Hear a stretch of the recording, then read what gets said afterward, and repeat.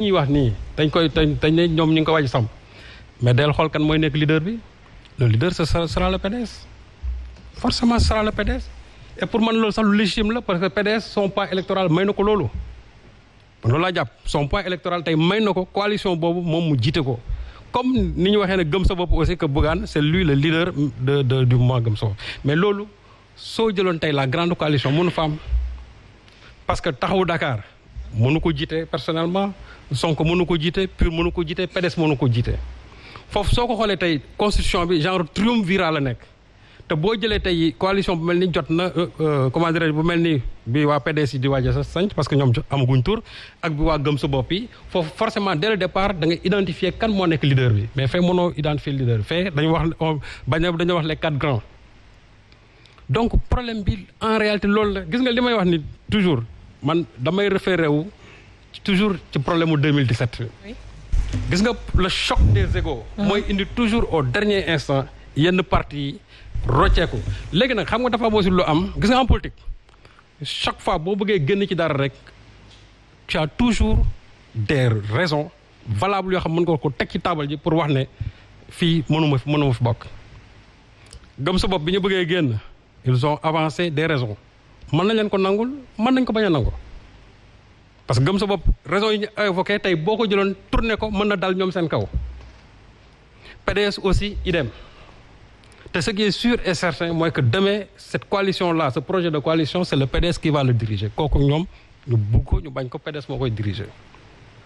léegi le problème qui se pose mooy est-ce que li nga xamante ne PDS moom la doon bañ ci la grande coalition est-ce que loolu dina ko nangu aussi ci ñoom seen projet de création bi ñuy bii parce que grande droite am na lu mu évoqué léegi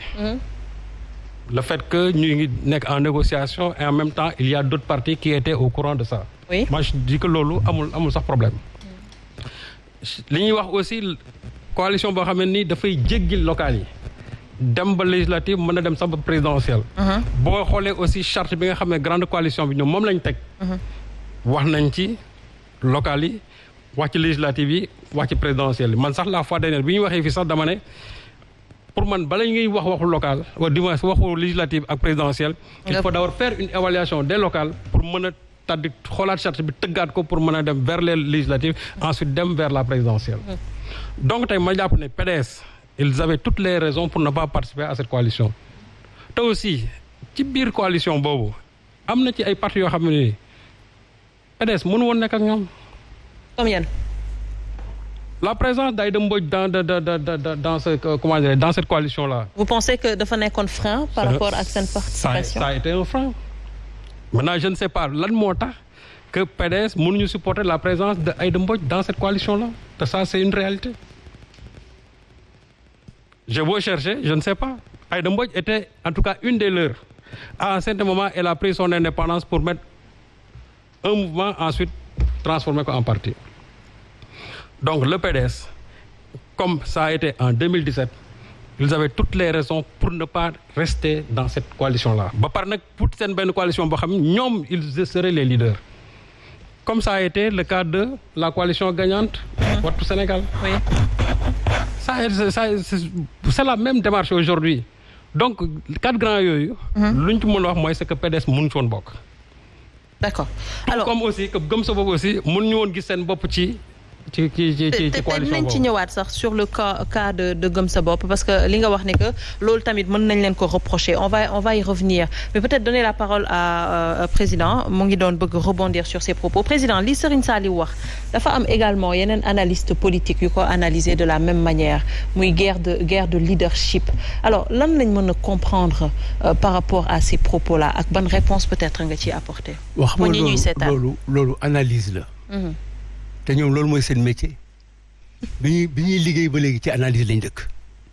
analyse nañ 150 millions de fois 149 millions de francs ils sont trompés analyse affaire nit la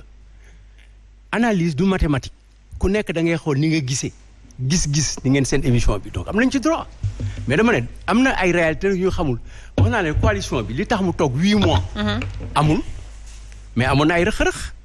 ba ñun ñu décidé ne léegi ñu ngi leen di remercier ci bi ngeen ñu woo ci seen yëf mais yaakaar na ne mënuñu dem